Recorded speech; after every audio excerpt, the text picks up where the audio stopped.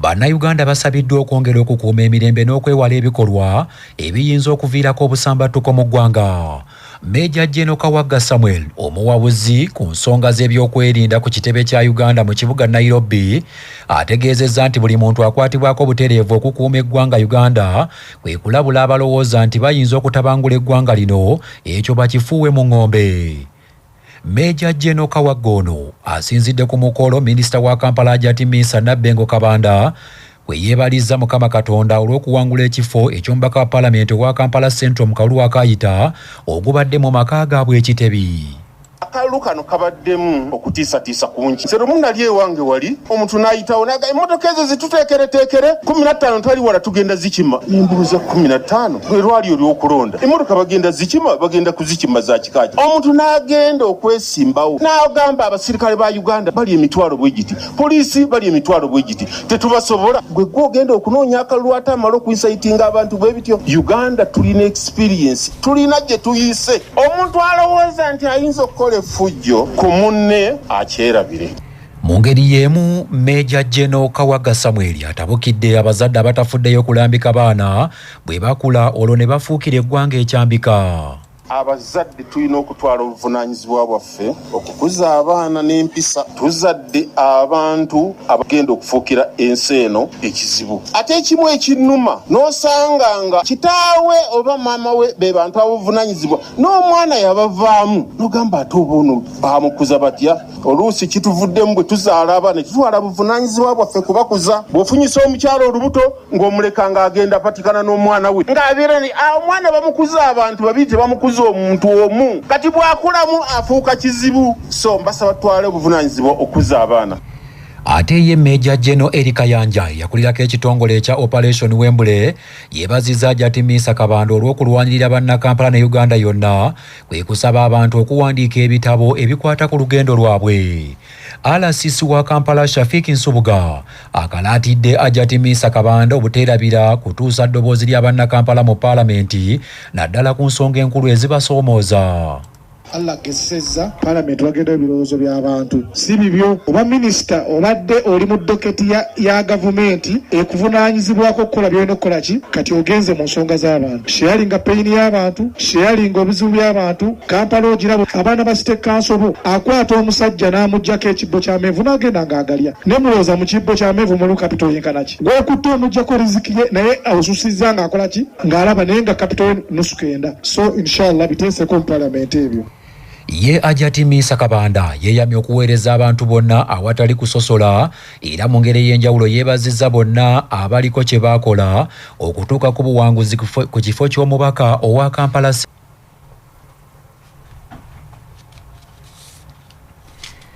Esiga eddamu ziritaddewo entuula za kooti 8 okwetoloola ebitundu by'eggwanga eby'enjawulo n'ekigendererwa ekyokukendeeza ku misango egikandaaliridde mu kooti eyo.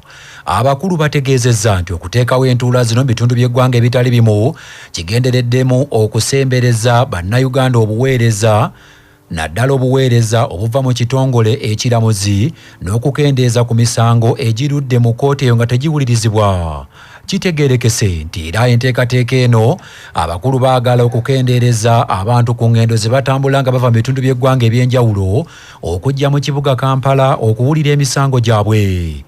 Kooti ezo oba entuula za kutuula mu bitundu okuli Arua, Fort Portal, Gulu, Jinja, Masaka, Mbale, Mbalala ne Mubende bannayuganda bafune empeereza za kooti.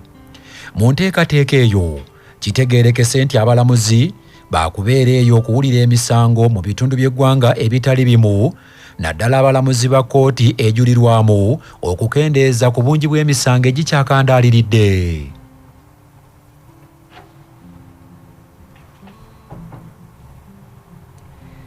Ebyo nga biri bityo ng'olusoma lwa ttaamu esooka mu mwaka lukubye koodi. Minisitule y'ebyenjigiriza n'ebyemizannyo erabudde abazadde okwewala amasomero agababinika ebisale wabula nti balonda amasomero agayina ebisale ebijja mu nsawo zaabwe gye banaatwala abaana okusoma. Olusoma lwa ttaamu esooka lutandika ku Lwakubiri lwa ssabbiiti ejja oluvannyuma lw'okuseeseetulwa ku kalenda y'ebyenjigiriza okuva ku bbalaza eno okutuuka ku Lwokubiri olujja olw'ensonga nti Uganda ebadde mu kulonda abakulembeze.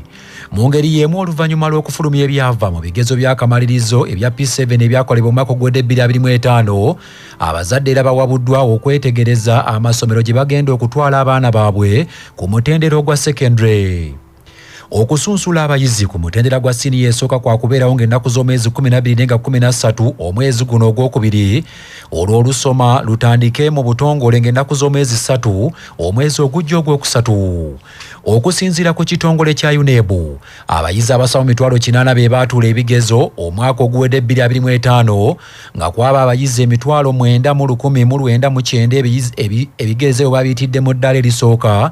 Abayizi 38,882 bayitidde mu ddala lya kubiri ate abayizi 16,526 bayitidde mu ddala lya kusatu n'abalala 8,424 bayitidde mu ddala lya kuna nga bano bonna balindiridde okweyongerayo ku mutendera gwa secondary.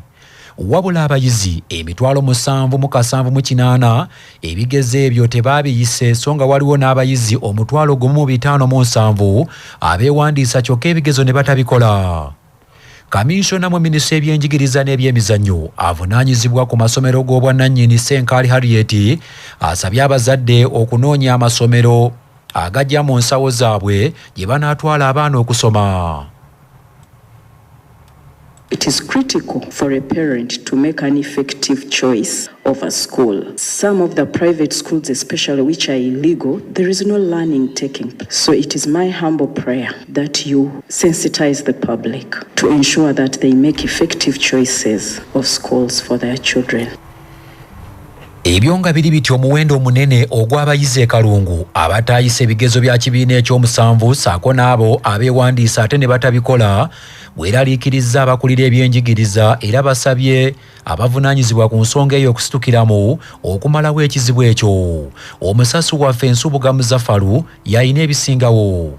Mu bibuuzo by'ekibiina ekyomusanvu ebyafulumiziddwa ekitongole kya UNEB ku Lwokutaano olwo oluwedde byalaze nti disitulikiti y'e Kalungu yatuuza abayizi 58,995 nga ku bano 743 bayitidde mu ddaala erisooka kyokka abayizi 288 e Kalungu be baagudde ebibuuzo by'ekibiina ekyomusanvu nga 138 babadde balenzi ate 15 bawala nga bano bakola ebitundu 5 ku buli 100 ku muwendo ogw'abayizi bonna abatudde ebibuuzo bino mu disitulikiti y'e Kalungu.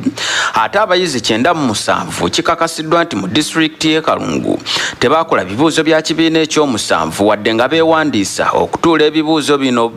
Kyokka mpaka Mbaga Tuzinde ono nga ye mulambuzi omukulu ow'amasomero mu disitulikiti y'e Kalungu mu kwogerako ne leediyo y'obujjajja Kavumbeeza Mikutu ategeezezza nti ensonga eno eddayo eri abazadde mu kitundu kino eky'e Kalungu okuteeka amaanyi ku baana baabwe era nga bakolaganira wamu n'abasomesa balabe nti abayizi abawandiisibwa okutuula ebibuuzo eby'ekibiina ekyomusanvu babituula ne beeyongerayo ku mutendera oguddako. Ekyo kiddayo ku muzadde nti omwana buli lwawandiisibwa okukola ebigezo ebimalirize cycle ya primary yandibadde amufubako omuzadde oba yabeera n'omwana okulaba nga omwana akola ebigezo. Naye oluusi olumu abamu beewandiisa ate ne batambula ne bagenda mu bitundu ebirala. Naye ekyalibadde ekikulu kwe kulaba nti omwana bw'aleegesalinga okukola ebigezo abazadde balafuba n'okulaba nga abaana abo bamalako omwaka ne bakola ebigezo.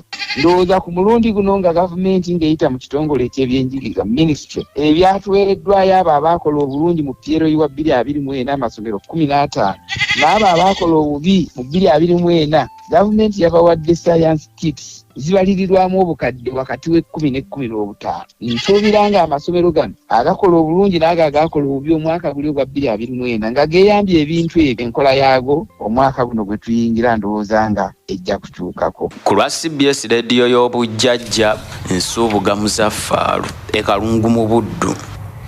Ate abazadde bawabuddwa okufaayo okuteekateeka n'okusomesa abaana baabwe bafune ebiseera ebitangaavu eby'omu maaso. Haji Twaha Lubega akulira essomero lya Richard Dad Junior School Najja Nankumbi yalambise bw'ati bw'abadde ku mukolo ogw'okwebaza Katonda olw'essomero eryo okuyisa abayizi mu bigezo by'ekibiina ekyomusanvu.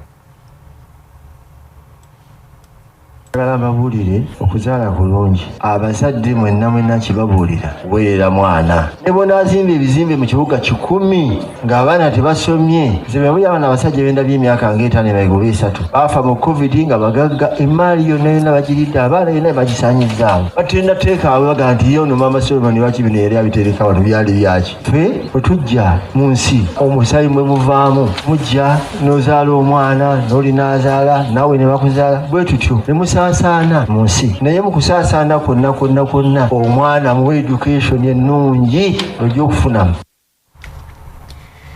Neje buli eno obunkenke bukyali bw'amaanyi ku kooti e Masaka wakati ng'okulangirira akalulu ku kifo ky'omubaka omukyalo wa Masaka City tekunnaba ng'era okubala obululu kukulunguludde ennaku 3. Omusasi waffe Ssaalongotta Omusange Kayinja y'ayina ebisingawo. Mu kibuga Masaka kyaddaala ky'okubala obululu okumalidde eddala ennaku 3 nga kugenda mu maaso wano ku yafensi z'akakiiko k'ebyokulonda kukomekerezeddwa. Weziweredde essaawa emu n'ekitundu ey'akawungeezi nga kkooti emaliriza okubala obululu ku kifo ky'omubaka omukyalo wa Masaka City okutadde ennyo bannamasaka okumpi n'eggwanga lyonna ku bunkenke okumalira ddala kati ennaku 3 okuva omulamuzi wa kkooti e Masaka Chief Magistrate Albert Asiimwe bwe yalangirira nga bwe yali akkiriza okusaba kwe yakwatira NRM Bendera ku kifo ky'omubaka omukyalo mu Paalamenti w'ekibuga Masaka Justin Namere Nsubuga okuddamu okubala obululu ng'agamba nti munne owa NUP Rose Nalubowa yali amuyise kulitalaba. Okubala obululu kuwedde nga kati kkooti eyakoze ng'akakiiko k'ebyokulonda eri mu kugattagatta ebivudde mu kubala obululu nga kati ekirindiriddwa ye mulamuzi okulangirira ebivudde mu kuddamu okubala obululu n'okulangirira eyawangula akalulu kano. Eri essaawa yonna kkooti etyemula kyokka ng'okusinziira ku mbeera eri wano ku kakiiko k'ebyokulonda eraga nti Justin Namere wa NRM yandiba nga yagenda okulangirirwa ku buwanguzi.